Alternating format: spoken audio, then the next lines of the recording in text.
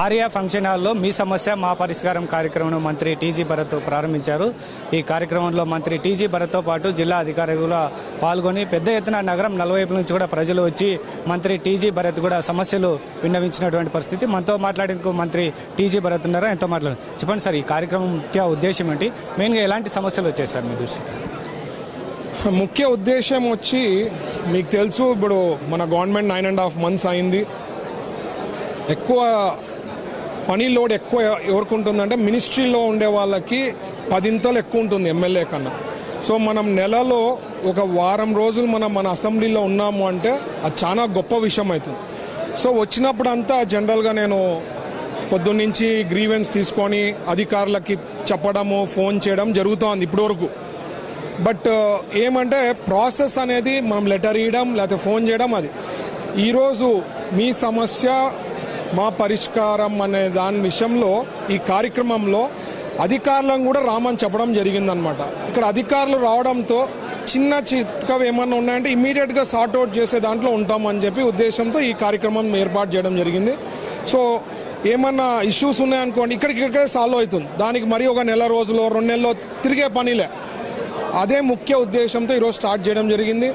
Issues ఎక్కువ శాతం నన్ను అడిగితే మేజర్ కాదండి, బట్ ఇష్యూస్ ఏవైతే ఇప్పటికి వస్తున్నాయో నాకు అనిపించి ఆ పెన్షన్కి సంబంధించింది, లేకపోతే ల్యాండ్ డిస్ప్యూట్స్ గురించి, లేకపోతే హెల్త్ ఇష్యూస్, ఇవి చెప్పొచ్చు. ఇంకా పర్సనల్గా అంటే వాళ్ళ పర్సనల్గా అంటే ఈ ట్రాన్స్ఫర్లు ఇచ్చిన లెటర్లు కాలేదు, లేకపోతే వాళ్ళపైన ట్రాన్స్ఫర్లు అనవసరంగా చేశారు సార్, మాకు ఇన్వెస్టిగేషన్ లేకపోయినా మా మీద ఏదో ఇట్లాంటివి పర్సనల్గా ఉంటాయి. బట్ ప్రజలకి మేజర్ సమస్యలు అంటూ నాకేం ఇప్పటివరకు వాళ్ళు వచ్చి ఇట్లా ఇది చాలా మేజర్ ప్రాబ్లం అనేది అట్లాంటిది ఏమీ లేదు.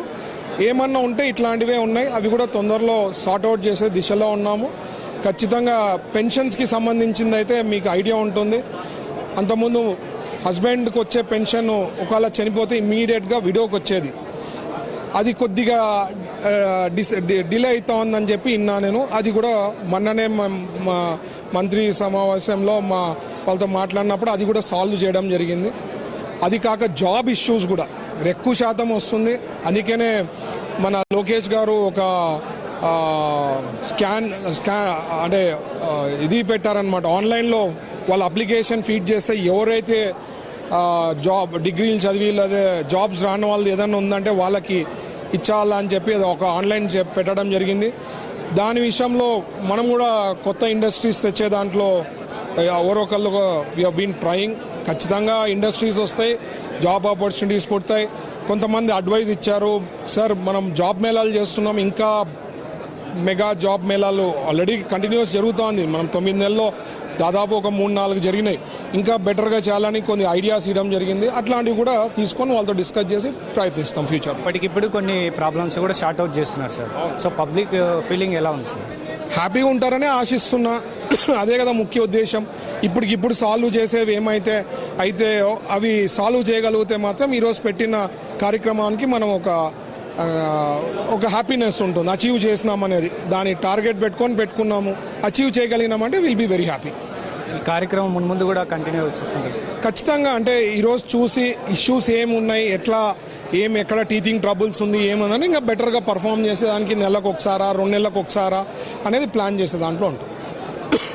సో ఈ కార్యక్రమానికి కూడా పబ్లిక్ నుంచి మంచి స్పందన లభిస్తుంది. భవిష్యత్తులో కూడా ఈ కార్యక్రమాన్ని కూడా కొనసాగిస్తామని మంత్రి టీజీ భరత్ చెప్తున్నటువంటి పరిస్థితి.